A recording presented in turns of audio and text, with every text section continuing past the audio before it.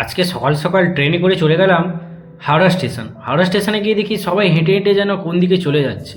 তারপরে বুঝতে পারলাম না, বাবার ধামে যাচ্ছে। তারপরে আমরাও চলে গেলাম শ্যাওড়াফুলিতে। শ্যাওড়াফুলিতে নেমে নিমাই ঘাটে আমরাও জল তুলে নিলাম এবং জল তোলার পর আমি হাঁটা লাগিয়ে দিলাম তারকেশ্বর যাওয়ার উদ্দেশ্যে।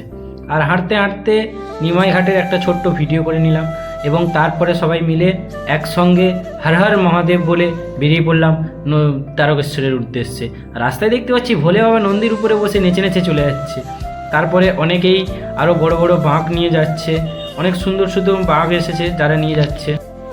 আর এখন বাজে সন্ধ্যা 8টা, আর এই 8টায় ওই ব্রিজটা ক্রস করতে আমার অনেকটাই কষ্ট হচ্ছিল আর পায়ে এতটাই যন্ত্রণা হচ্ছিল ওটা বলা অসম্ভব। তো শেষমেশ আমি পৌঁছে গেলাম, আর তারপরেই পৌঁছে গেলাম তারকেশ্বর মেন গেটের সামনে, যেখানে এসে সবার সমস্ত মনস্কামনা পূর্ণ হয় এমন সবাই মনে করে।